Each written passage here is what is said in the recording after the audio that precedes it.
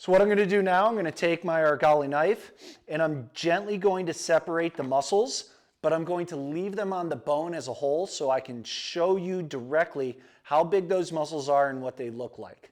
Now, just like when you're in the field, most of this work can actually be done with your fingers. You don't need to use the knife unless you get a strong nerve or something else that's in there, a strong piece of fascia. Now, fascia are those planes of connective tissue that separate the muscles and hold them together.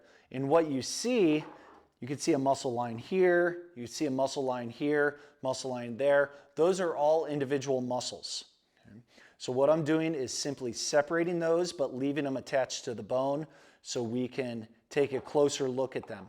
While I'm doing that, I'm going to trim away some of the fat from this animal. Since it was a spring bear, it did not have a large amount of fat on it, so we were unable to harvest a bunch of fat to render it down and make some of the most delicious oils that you're going to find.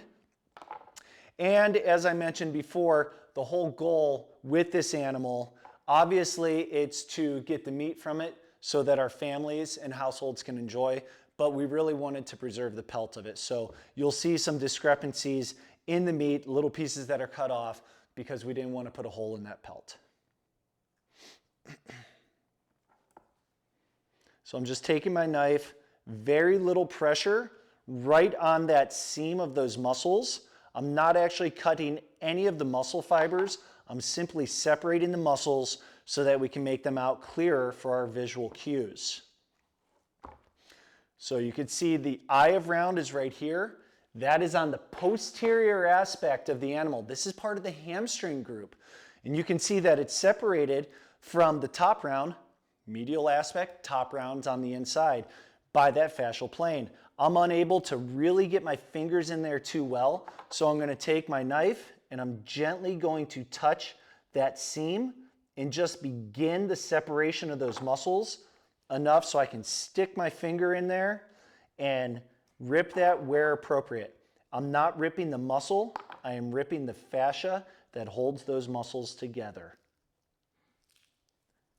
And you can even hear it separating there like that. And that's what we're going for, nice separation.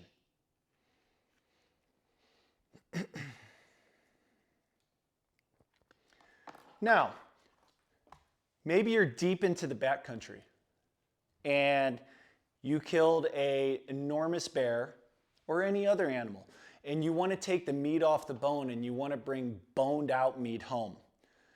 Many people simply cut right through this wonderful sirloin down to the bone, peel the muscles off, and leave the bone out there.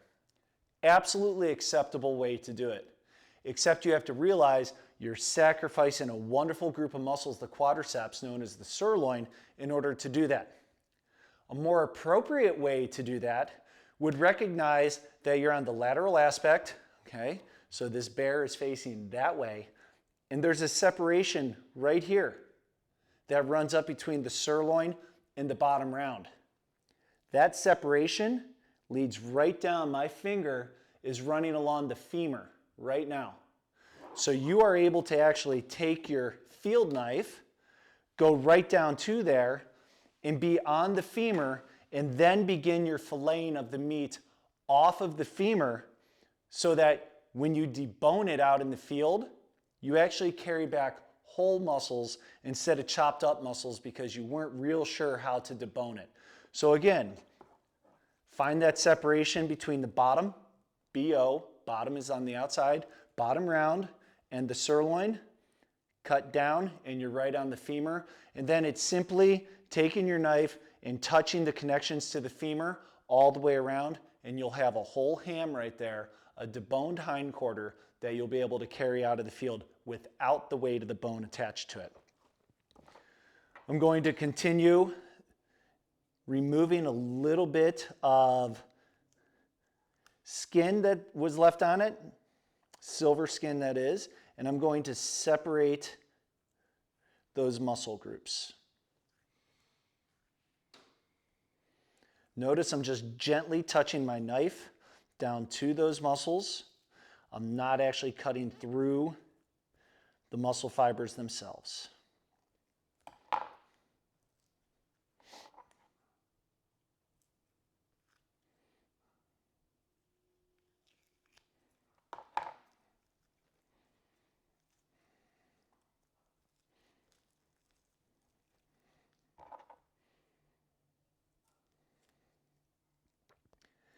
With an animal this size, you can see how I'm easily able to manipulate the leg, turn it over, and move it all around.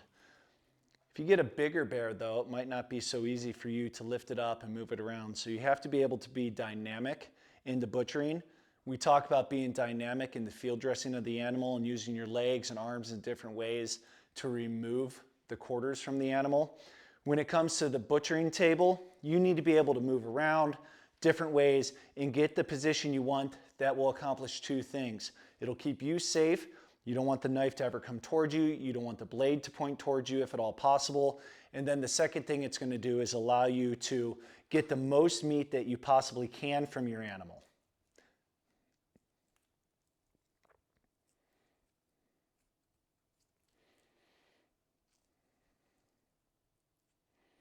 So I'm simply going in and touching my knife to these areas to lift them up.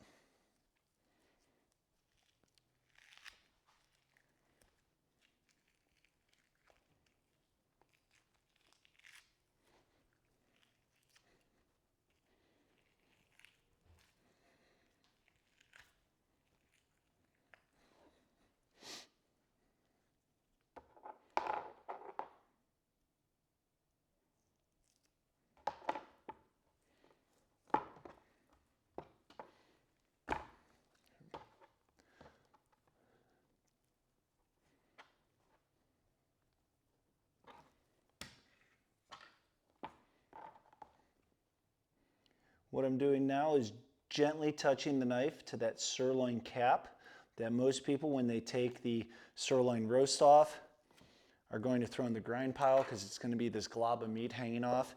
And as I mentioned, it is absolutely a wonderful, wonderful piece of meat. Now right here, sitting on top of this sirloin, so just to orient ourselves again, bear is facing that way, that's its knee. This is the lateral side. I have it sitting up, so the knee is facing up in the air. We have a little bit of tri-tip that is left on there. Not a lot because some of that was sacrificed in removing the skin from the hind quarter, and we didn't want to put any holes in the skin, so we sacrificed some of the meat. So I'm just articulating that so we can see it a little clearer.